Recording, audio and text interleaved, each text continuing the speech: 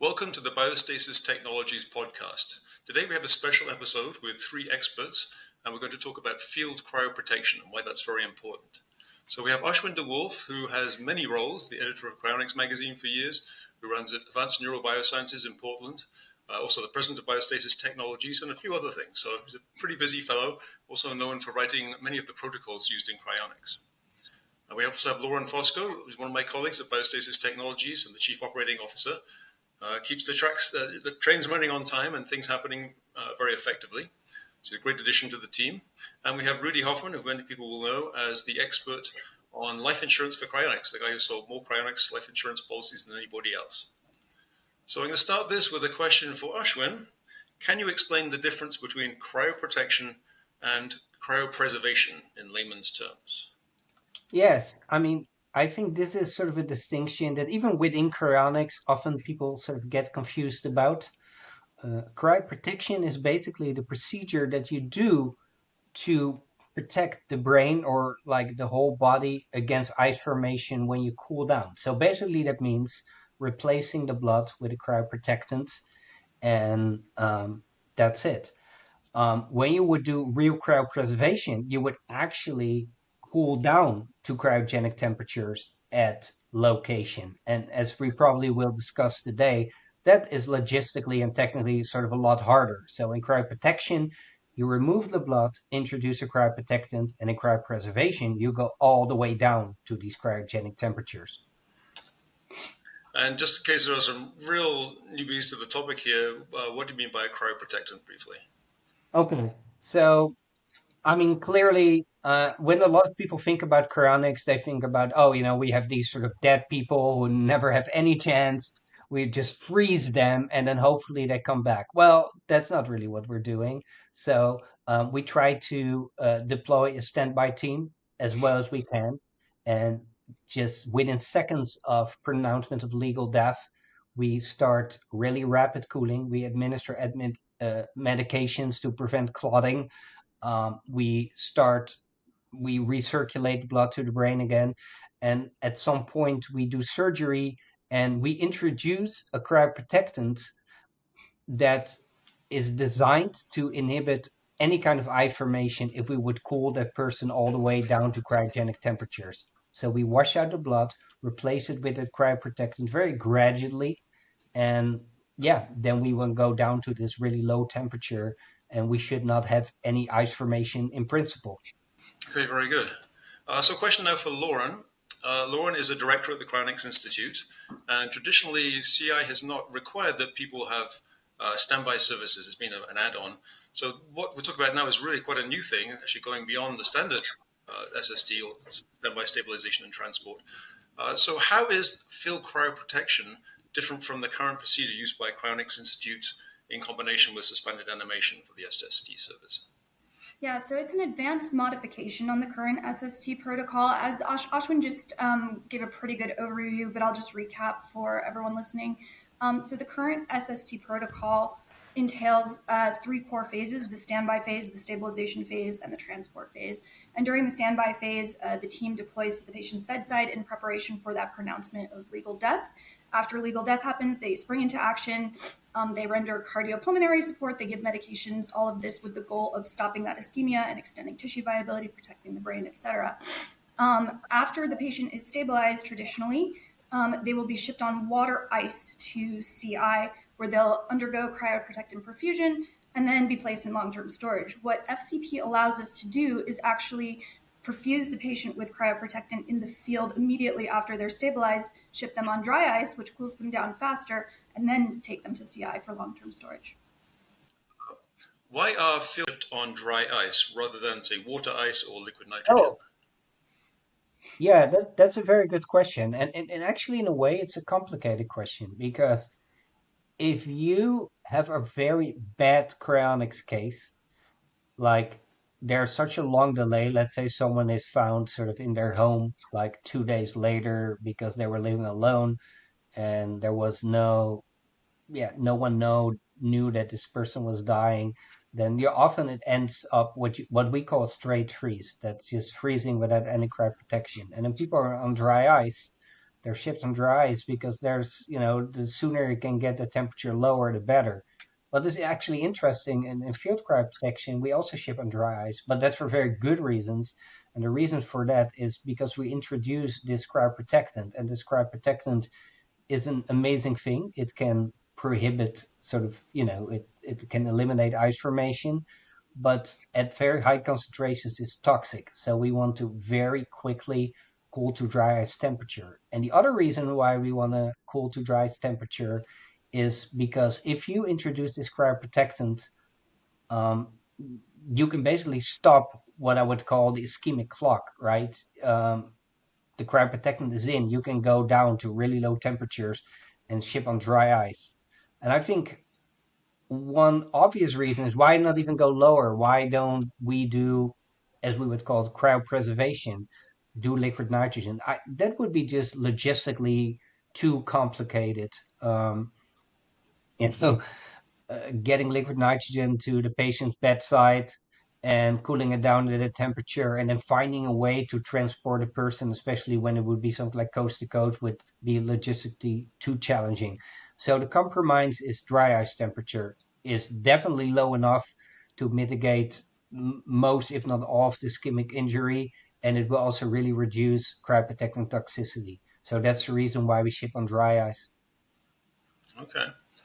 There's a whole range of cryoprotectants that have been used in cryonics, from very simple glycerol-based formulas in the early days to VM1 as used by CI, being used for FCP for CI patients, and why that one? Yeah, this is actually to me a very intriguing question because I think M22, the cryoprotectant, the vitrification solution that Alcor is using, has the best peer-reviewed sort of backing.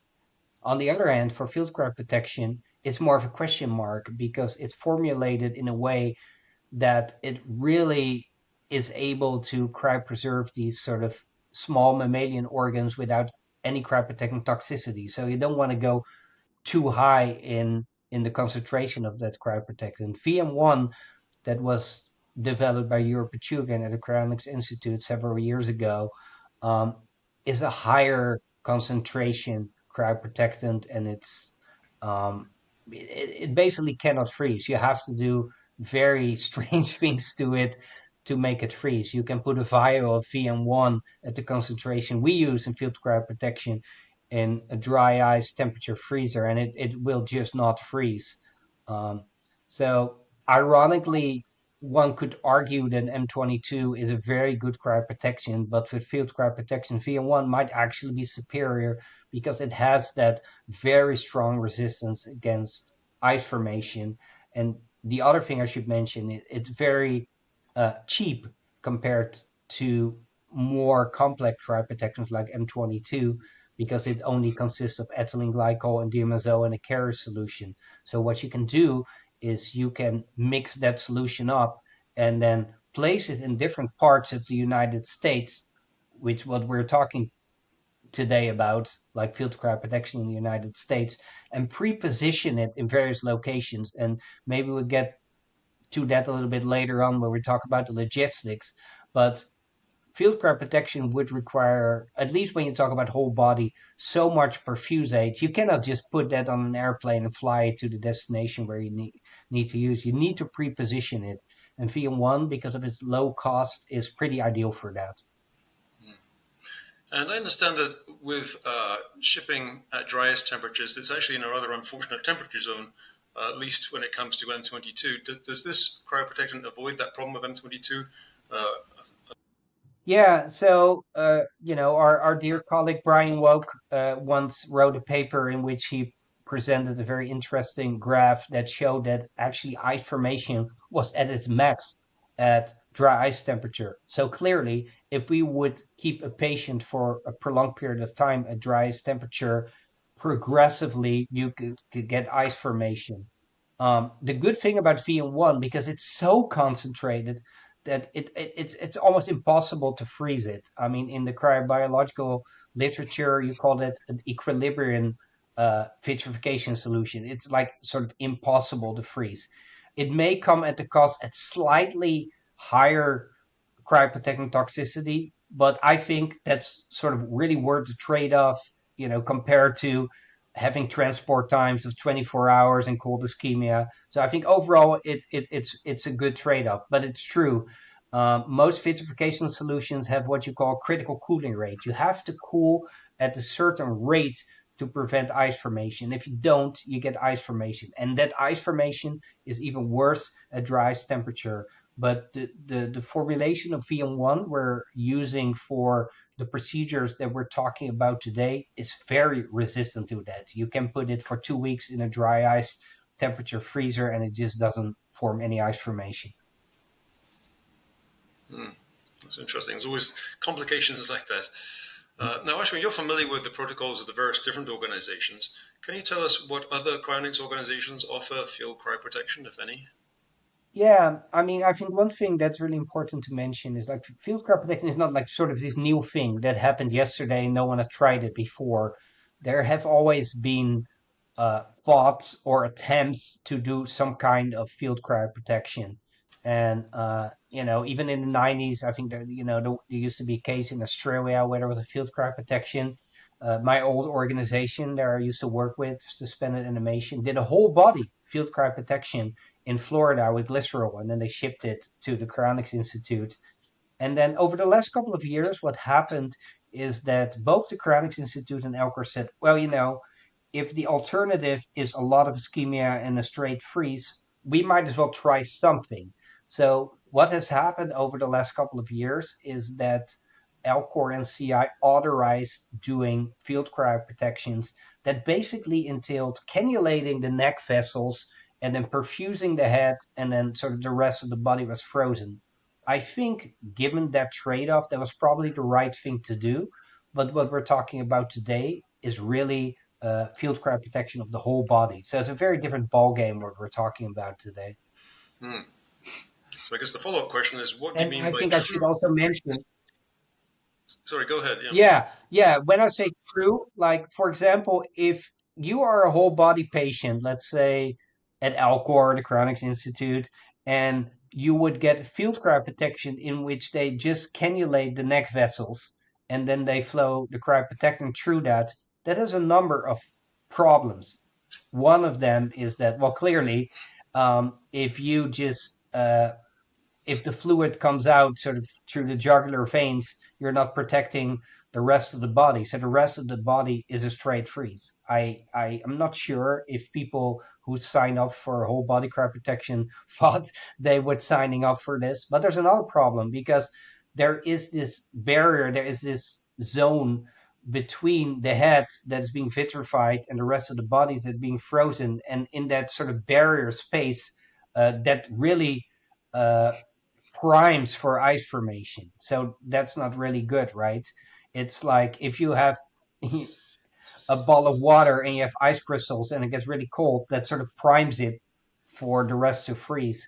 So I don't think that's good. And another problem with, I think, old school field cryopreservation or old school field cryoprotection is that because you go only to the carotid vessels, you get some backflow to the vertebrals, and there's not enough pressure in the head to do a very good job of perfusing the brain.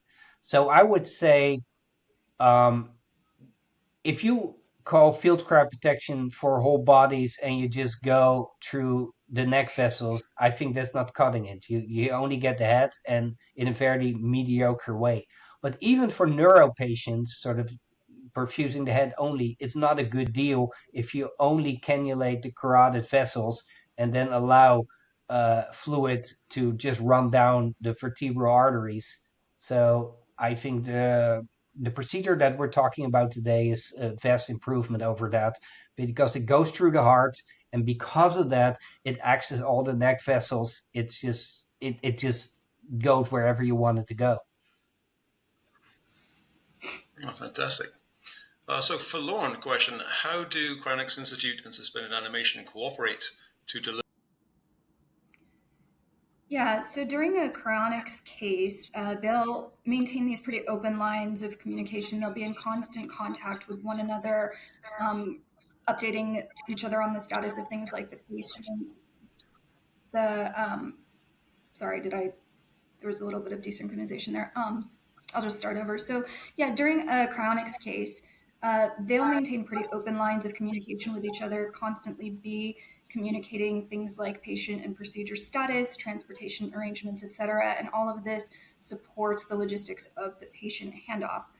In addition to that, CI also administers the suspended animation sign-up paperwork. So this kind of simplifies the process a bit for the members because they can handle everything through CI initially.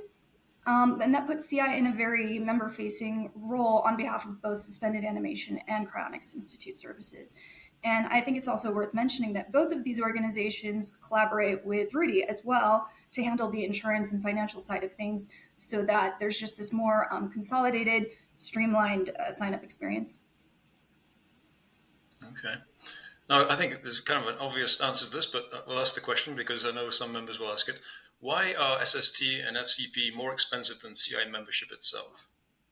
Yeah, so I can definitely understand why there would be some questions about that higher price point when SST seems kind of like an add-on to the initial cost.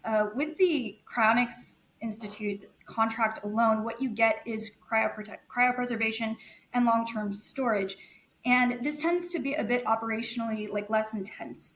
So it takes place at a single location. It requires fewer staff members. It's more predictable, a bit more static, and this corresponds to a lower price point.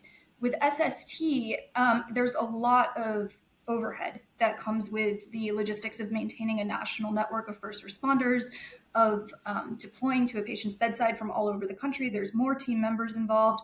There's specialized equipment that has to deploy with them, which is often bespoke or custom fabricated. They deploy with the full complement of medications, and these correspond to a higher price point. When you add FCP into the mix, that's more specialized equipment. As Aschwin said, we have to stage perfusite ahead of time and maintain it as well. And we have more training that our staff members need to undergo. So yeah, all of these things do inflate the price a bit. That being said, they do correspond with a much better cryoprotection outcome. So it's one of those things where they are more expensive, but they're very worth it. And we encourage anybody who can afford to avail themselves of this. Indeed, I would encourage that very much. It's a much more complicated procedure than people realize. Let's say that you're a CI member who's already an SA client, already makes suspended animation. What do you need to do to take advantage of this new approach? Yeah, so we have an FCP election form on the CI website. I think we can probably put a link to that somewhere, maybe in the description of this podcast.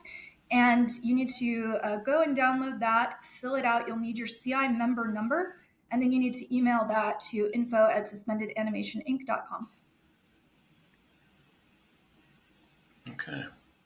Okay, at last, Rudi's been chomping at the bit, I'm sure, so finally get to a question for you, Rudi. How does one ensure that their funding allows for new future developments? Obviously, this may not be the last thing. We may have things like liquid ventilation. There could be all kinds of things coming in the future that may improve our cryopreservation. So what can we do about that? Absolutely. Thank you, Max, and it's so great to be here. Let's talk about the funding piece of your cryopreservation arrangements. We know there's lots of variables that can go wrong in cryopreservation, but one of the variables that you have a high level of control over is making sure the funding piece is solid. And let's be specific about that. The new field cryopreservation protocols are basically do have a slightly higher price point than the straight suspended animation transport. For most of our people, we've been spending a lot of our time lately upgrading people's coverage. Actually, we don't have to upgrade their coverage in most cases because, in matter of fact, I'm thinking the last 25 or so cases, the last week or a couple of weeks we've been dealing with, the people were smart enough to already have a $150,000 or $200,000 of coverage for their Cryonics Institute and suspended animation and possibly air ambulance coverage. So the global cost on that, especially if they already had air ambulance, is about $147,000. The new cost of the field cryopreservation with the Cryonics Institute is basically two parts of the Cryonics Institute piece. If you're an annually funded member, that's where you pay $120 a year membership dues to CI. The cost of the CI part is $35,000. If you're a lifetime funded member, it's $28,000. Many people pay the $1,250 one-time payment that makes them the lifetime funded member. That means your CI portion is only $28,000. We're pretty clear on that. So then we need to add the cost of suspended animation with the new Act Now discount, basically, Aschwin, that brings that up to a total of $97,000. So even people who only had $100,000 of coverage, they did not need to buy more coverage. The good news is they did not need to buy more coverage, jump through the hoops, and add another policy. Bad news is it didn't generate another sale.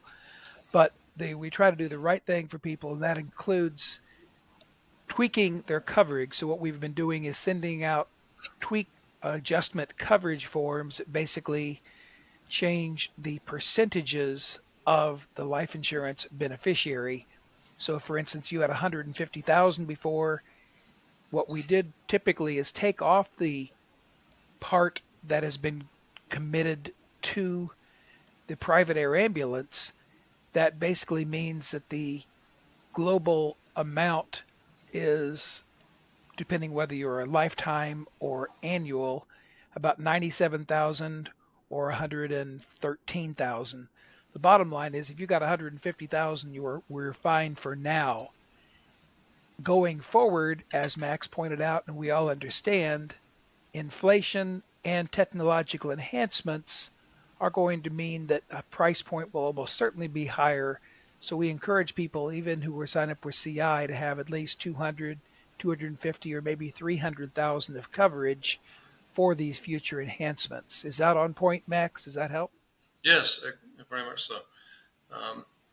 And to expand that question, what funding level would be appropriate for field cryoprotection expansion outside the United States? I don't know if you can answer that one. That is, in my understanding, still being worked out. I could be wrong. Aschwin, can you speak to that? I do not know. I've been telling people that basically we have capability inside the United States, the continental United States. I've been telling people that there is no capability outside of the United States. I'd be happy to be set straight on that with Lauren or Aschwin. Mm-hmm. Yeah, it has been one of the most common questions when we announced the field cryoprotection, whole body field cryoprotection procedure for CI-SA members. And we do not know for sure, I will say that, but what we're recommending right now is to at least fund for $20,000 more than you would need in the United States. That seems to be at least a prudent thing to do. I would submit that 20,000 is super low, and if we're talking about being able to get the team out to outside of the United States, transport them, and then transport people back,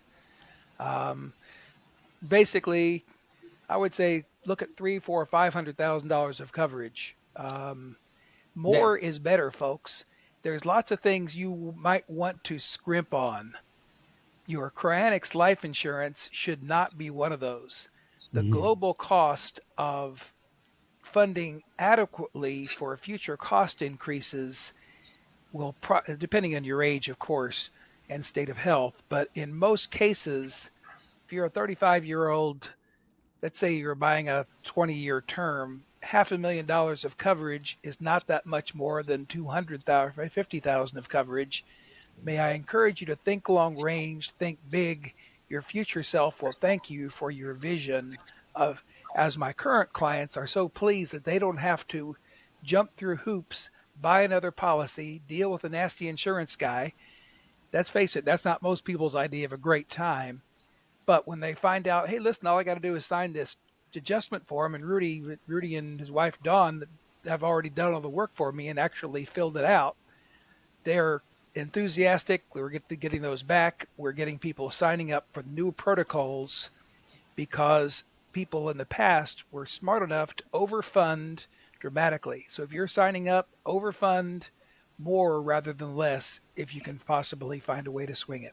Okay. Yeah, I think that's right. Um, uh, like I usually upgrade sort of my insurance, so I have the opportunity to talk to Rudi and his lovely wife Dawn. So that's why I keep upgrading my stuff. But Hey, yeah, we seriously, talked with you and you didn't upgrade, Ashwin. no, that's true. I'm still in the process, but I like talking you to so much that I sort of keep sort of like asking you questions about my policies and all that. But seriously, I think there might be arrangements with maybe CI and Tomorrow Bio or the UK Cryonics people that would not make us as expensive as we might be projecting, but generally speaking, if you're younger, I would say try to really max out on what you can afford, because there is so much you can absorb later on, as opposed to just what we often see is people, they look at how much chronics cost right now, and that's what they take out in insurance. I think that's a really bad idea. Yeah, that is a terrible idea. That is a idea that will go down as one of the dumber things that smart people can do. But it turns out that most people who sign up for cryonics, as you might think, are first of all tremendously intelligent and equally important, and perhaps more important, tremendously well educated in multiple fields. But it turns out that all of us are ignorant. We're just ignorant in different things. And it turns out that really, really smart people, shockingly, can do amazingly silly things from time to time. I would submit to you that a person smart enough to sign up for cryonics should also be forward thinking enough to realize that inflation is kind of built into the economic fabric of the world, and technological enhancements are bound to occur. But those technological improvements, as we're seeing with the new field cryopreservation protocol, have to occur at a price point that will probably go up. So if in doubt, try to get more coverage. The extra coverage that you're paying for now that's not being needed is not wasted. It can be directed to go to people you care about, people you love, or even organizations you care about. Maybe you want to extra fund so that Alcor or the Cryonics Institute or Tomorrow Biostasis can have a contribution, a donation upon your quote death, end quote. So it's not wasted, but it will be available. I have $3 million life insurance on me, 11 policies, cost me a boatload of money. Quite frankly, please be impressed. It's very large percentage of our income goes to paying for those policies. But since I became uninsurable some years ago, I am so happy that my younger self, who is dumb in lots of ways, but was smart enough to step up and buy permanent life insurance when I could barely afford it, but now I have it. No insurance company would touch me to a 10-foot pole because I had a cancer glitch in 2016, but they can't change their mind. Once you get the coverage in place, it doesn't matter what happens to your insurability. The life insurance company has to honor their original commitment. So it's long-term smart to get more coverage rather than less. Excuse me if I sound like a broken record on that, but I feel very, very strongly about it. I think what people are bad about thinking about the future anyway, but I think the problem is for about 20, 25 years, we had very low inflation, at least in the United States. And so people got used to not really having to plan too much for that. Year by year, it seemed like a small amount. But maybe the recent upward shock has got people to think about that. Great point, Max. And one very simple thing is to use the rule of 72, which gives you the quick doubling time. If inflation averages 3%, for instance, that takes about 20 something years. Take the 3% into the 72, and the result that comes out is a doubling time. But if it averages more like 6%, that means every 12 years costs double. So if it's 200,000 for an optimal cryopreservation now, give it 12 years, it's 400. Give it 12 years, it's 800,000. So if in doubt, try to think long range. Use your smart brain to plan ahead. Great point, Max. Back to you. I think I wanted to ask this sort of preempting Max. It's like, so Rudy, I think we talked about this before. So the people who think they are smart, it's like, oh, I take out term life insurance and I invest the difference. But that doesn't always turn out so well. Can you sort of elaborate on that a little bit more? Yeah, that is a super important question, let me guess the background on that is many insurance brokers, are kind of negative about term insurance because, quite frankly, one of the reasons is they have a hard time making a living selling term life insurance.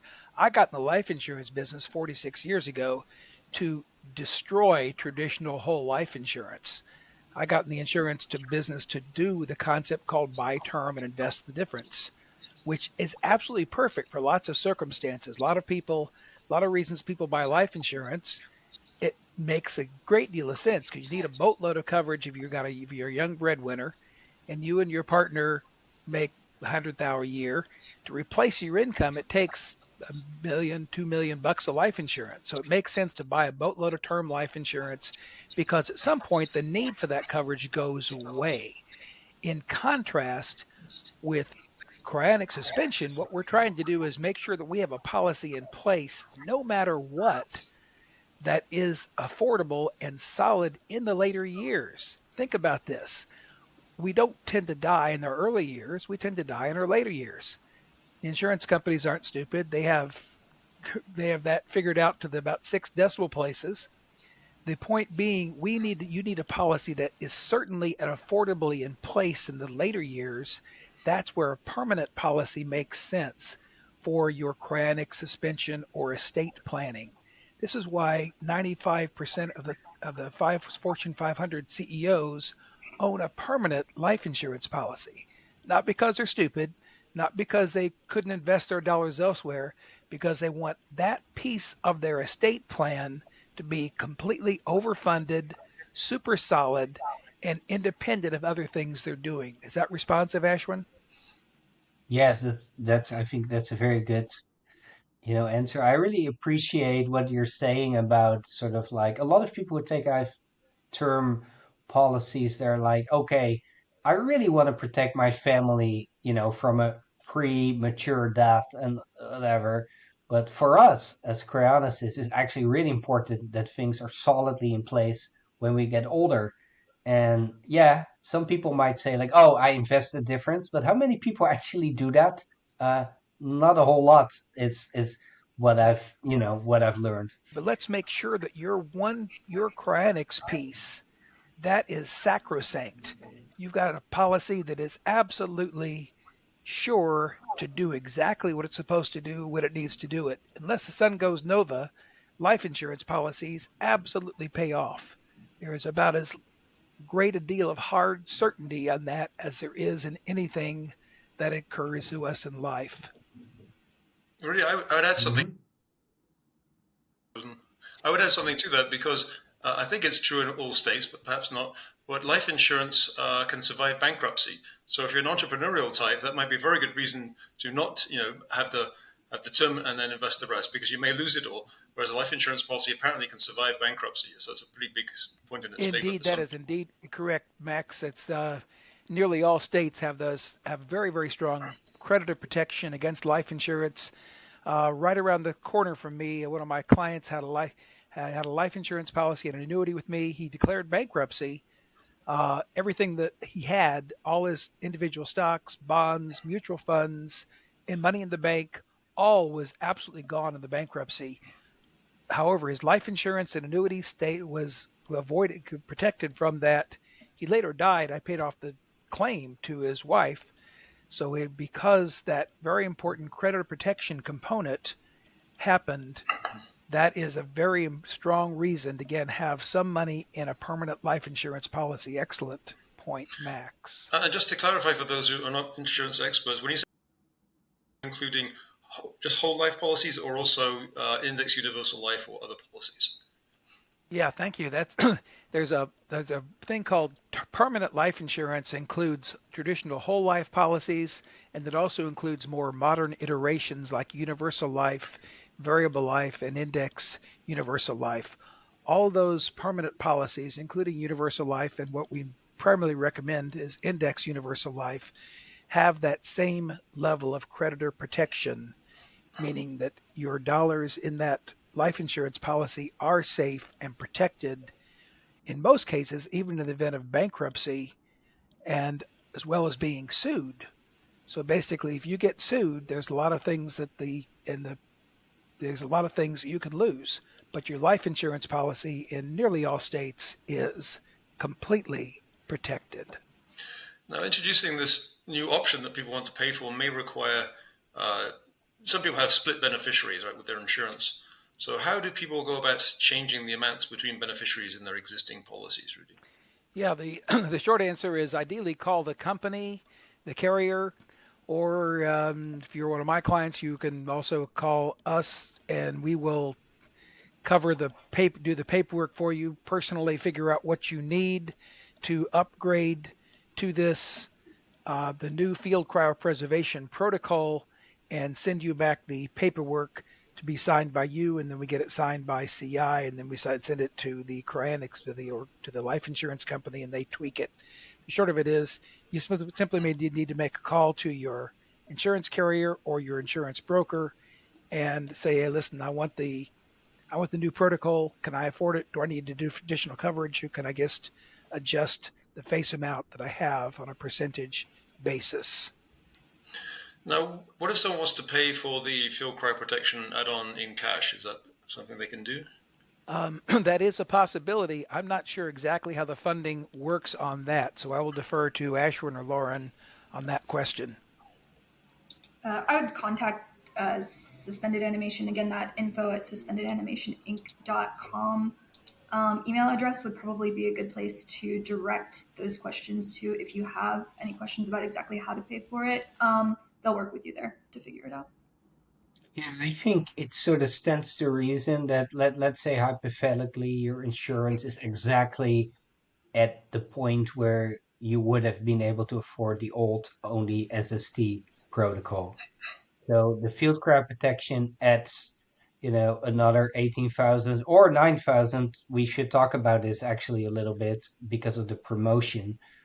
If you say like, well, I cannot really raise my insurance any longer, but I have that money in cash, then presumably you can send that money to suspended animation and it will cover that upgrade. So that is certainly an option that's available to you.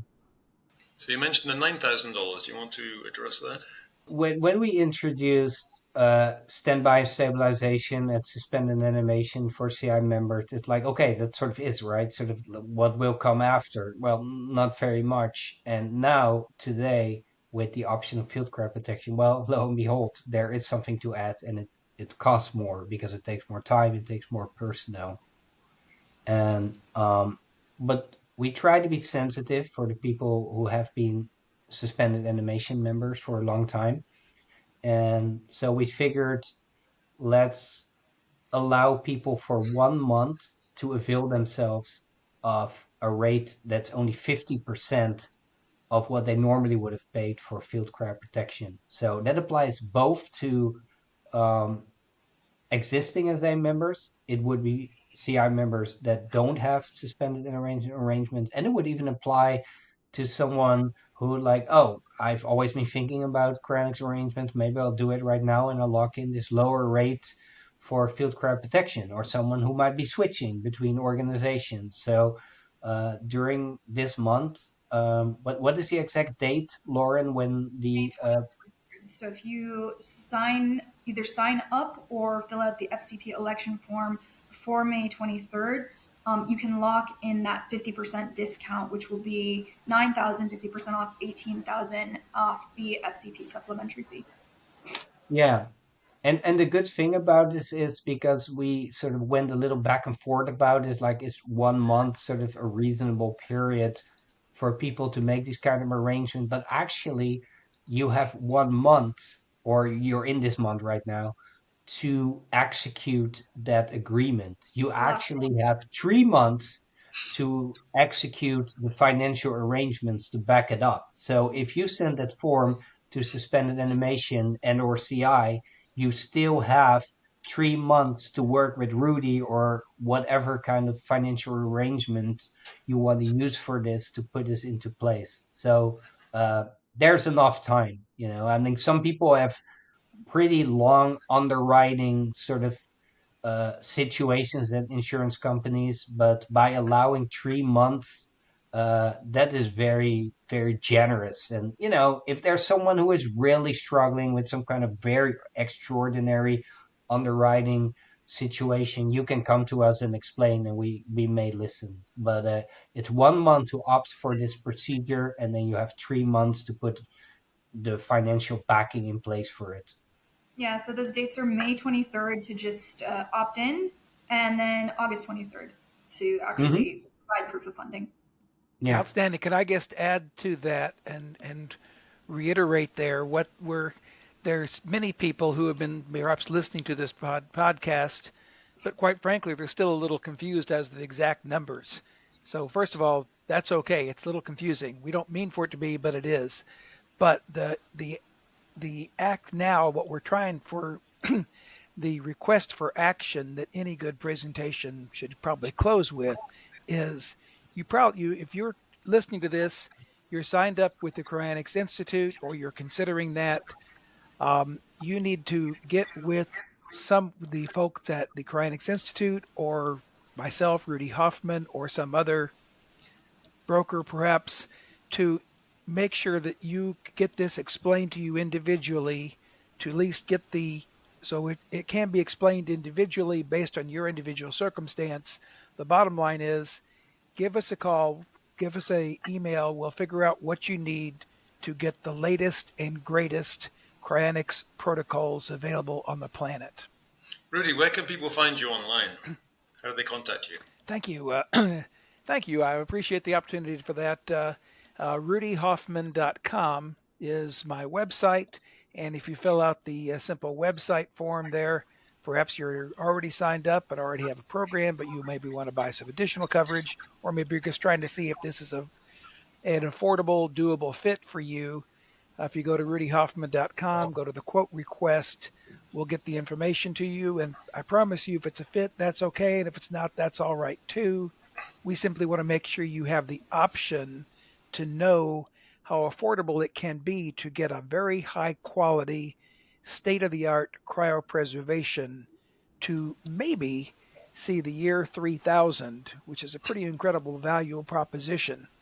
Some doable monthly amount of money, whether it's $50 or $80 or $150 or $200 a month, or even $500 a month, some realistic amount of money for many people to give them a chance to scientifically see the future is a value proposition I would submit is kind of second to none.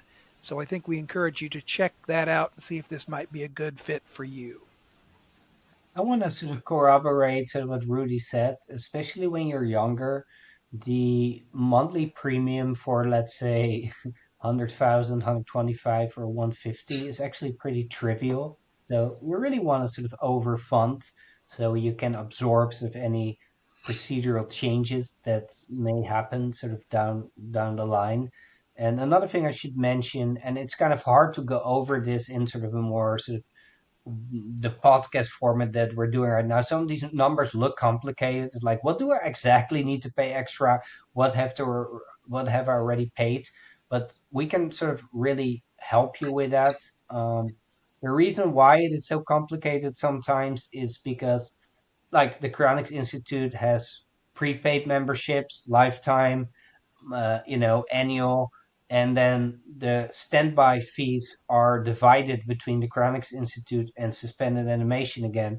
And there are all good reasons for that. For example, one of the reasons why we're doing it that allows the Cryonics Institute to retain some kind of control over the quality of work. Like if we would do a really poor job at suspended animation, Cryonics Institute could say, well, we're not releasing this money because this is really not conforming sort of to what we would expect for a proper standby and stabilization. But sort of we understand sort of these numbers can look complicated, and that's why we're here sort of to answer sort of all of your questions. A ballpark number though, if you would have a total of like, correct me if I'm wrong, Rudy, of at least $150,000, you can completely absorb the CI membership and field cryoprotection and have a little left. So that's sort of the Yes, number you want to work that with. And especially when you're younger, that shouldn't be too hard for most people, I would say. One thing I want to mention, sort of before I hand it to you, Max, it's like one thing maybe that has not been emphasized enough during this meeting, this whole new field cryoprotection whole body option, it's really something. It's really paradigm changing.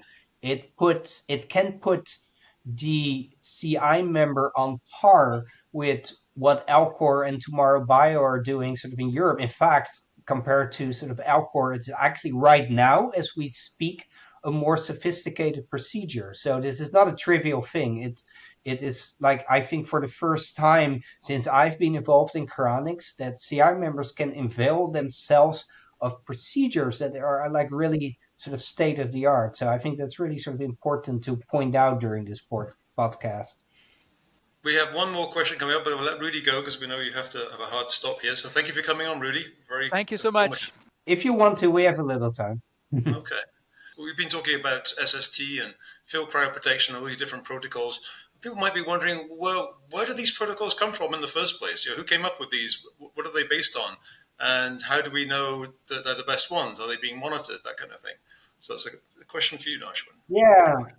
Well, if we go back sort of a really long time in the past, people like Robin Atchinger and Jerry Leaf and Mike Darwin were really reading the cryobiology and the ischemia literature and tried to make the best of it.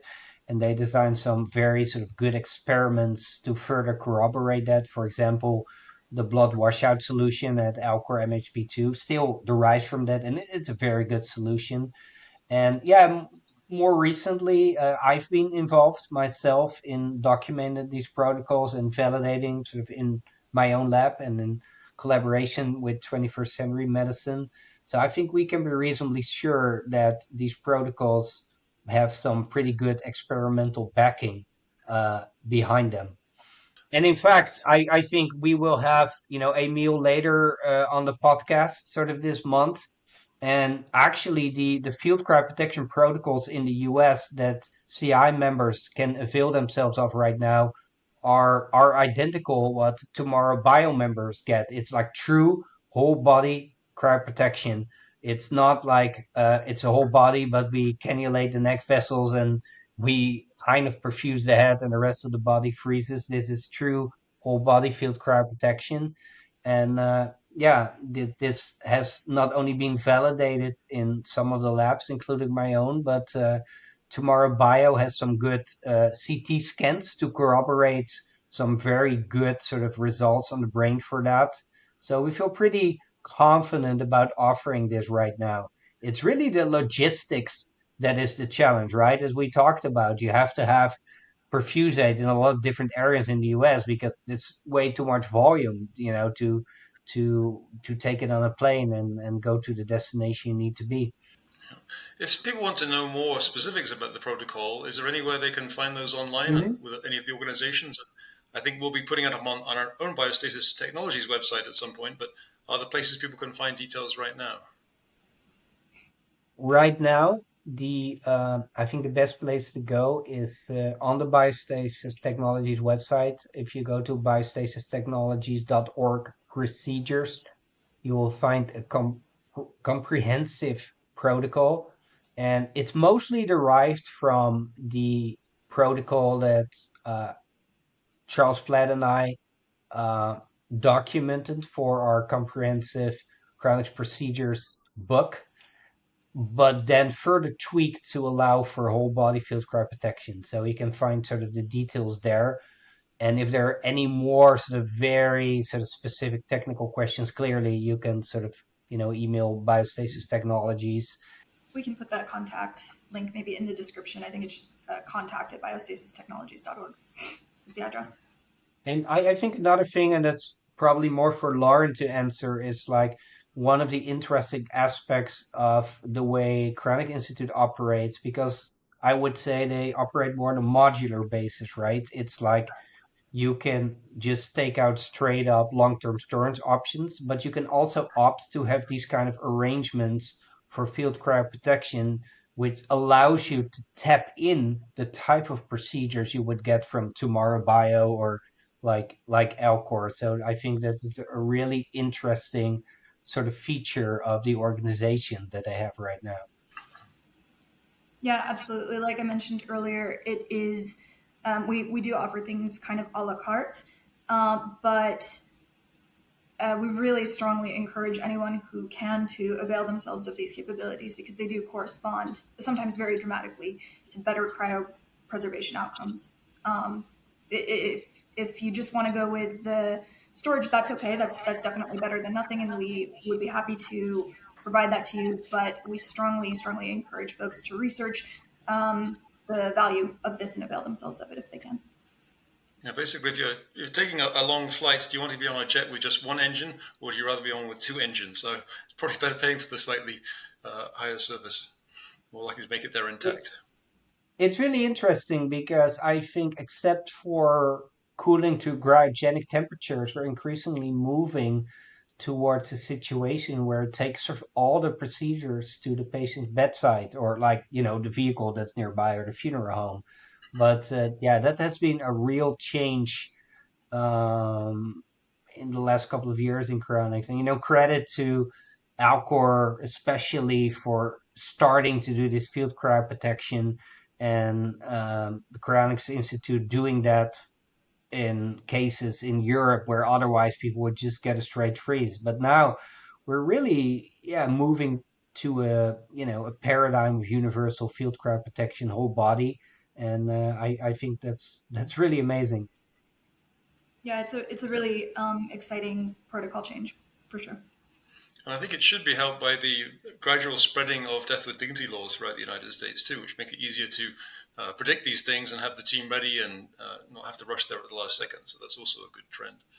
Yeah, absolutely. The death with dignity cases do tend to correspond to these better cryopreservation outcomes, for sure. It used to be a trade-off, right? It used to be like, okay, I can go to Oregon and avail myself of these great death with dignity sort of laws, but then I get this called ischemia transport to Alcor Cryonics Institute, and it offsets the benefit I get from availing myself from these laws. Now you can have it, you can have it all. You can avail yourself from these more favorable situations, and combined with field cryoprotection, you also can get sort of the best sort of procedural outcome. So that's a pretty good situation we're having here for sure. Mm-hmm. All right, I think we've come to the end, unless there's any more observations. Thank you, Aschwin and Lauren, for coming on, and for Rudi as well. This has been informative to our viewers. And come back in, may just be 2 or 3 weeks, and then we'll have another podcast. So we won't have to wait very long. Thank you for watching.